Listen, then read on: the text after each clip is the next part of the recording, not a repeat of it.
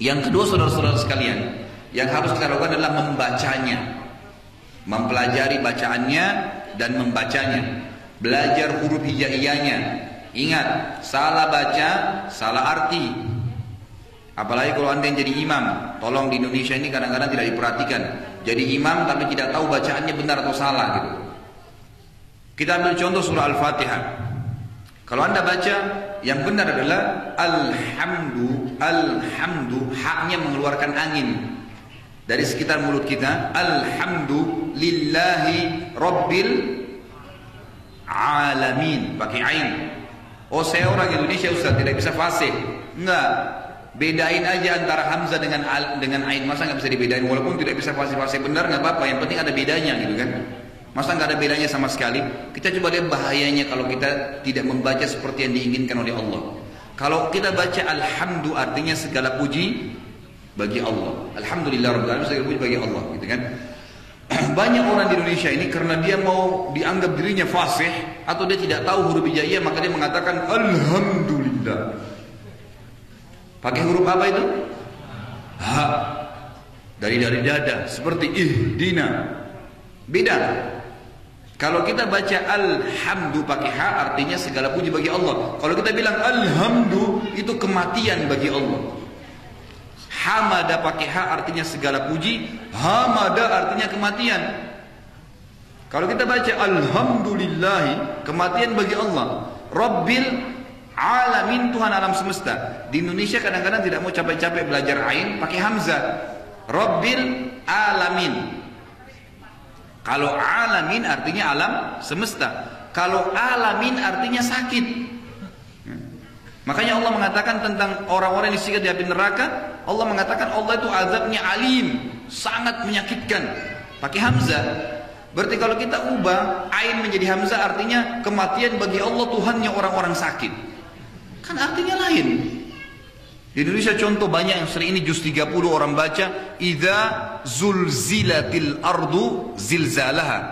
Pertama pakai zal dulu, idza, lidahnya ditekan ke atas.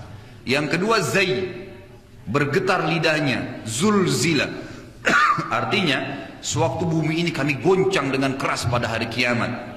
Ada orang enggak, di Indonesia disamain semua, sin, shin, sad, ya, va, semua samain. Zal, zai enggak ada bedanya. Dibaca isa sulsilatil ardu zilzalaha. Izanya sudah salah diganti dengan sin, enggak ada artinya kalau isa itu. Kemudian kalau zulzila diganti dengan sulsila, pakai sin artinya bersambung-sambung. Tadi artinya kalau bumi bergoncang, ini jadi berganti bumi bersambung-sambung, berubah maknanya. Jadi pelajari huruf hijaiyahnya. Mohon maaf, saya sering kali temukan, bahkan kadang-kadang ada sudah bergelar kiai di mimbar hari Jumat, bacanya salah. Ini gimana caranya ini, gitu kan? Nggak boleh, harus pelajari huruf hijaiyah, jangan lalu belajar agar tidak keliru gitu.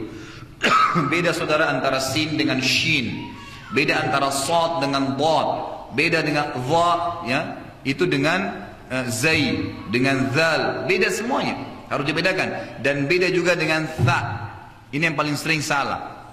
Alif ba ta tha, anginnya dikeluarkan, lidah ditekan di atas. Wa ala thalathati, beda, bukan wa ala salasati, lain artinya, ucapannya pun beda. Jadi pelajari juru huruf hijaiyahnya, kemudian baca, rutin dibaca. Ini seperti Allah katakan dalam surah Al-Alaq, dalilnya urutan 96 ayat 1, a'udzubillahi minasyaitonir rajim, iqra bismi rabbikal ladzi khalaq. Bacalah, kata para ulama, baca dengan bacaan yang Allah mau, bukan yang kita mau. Kalau ada dosen Anda misalnya datang, orang barat, orang Inggris, dia bawa bukunya dalam bahasa Inggris, dia bilang coba baca buat saya. Lalu Anda baca dalam bahasa Indonesia, dia terima nggak? Nggak bisa. Dia mau kita baca dalam bahasa Inggris, manusia mungkin dia marah. Jangan, saya mau dalam bahasa Inggris yang tertulis di buku itu.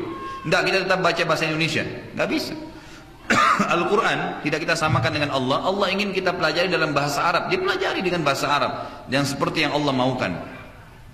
Lalu yang kedua dalilnya dalam surah Al-Muzammil urutan 73 ayat 20, a'udzubillahi minasyaitonir rajim, kata Allah Subhanahu wa taala, faqra'u ma tayassara minal Qur'an, dan bacalah dengan bacaan yang benar apa yang telah dimudahkan ya dari Al-Qur'an untukmu. Kemudian Allah katakan juga sama dalam surah Muzammil urutan 73 ayat 4 kepada Nabi sallallahu alaihi wasallam pada saat beliau diperintahkan bangun salat malam, a'udzubillahi minasyaitonir rajim, auzid alaihi warattilil qur'ana tartila.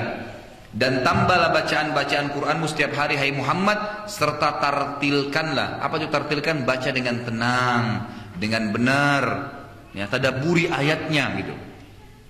Baik, ini yang kedua, membacanya, mempelajari hurufnya dan membacanya. Setiap hari dijadwalin. Para sahabat radhiyallahu alaihim, mereka ada yang menghatam 3 hari sekali, ada yang 7 hari sekali, dan maksimal 40 hari sekali, bukan setahun sekali, ya. Ingat itu ya, banyak orang di antara kita nanti sentuh Quran kalau Ramadan, kita pun syukur-syukur kalau khatam, gitu kan. Jadi ini harus dibaca terus.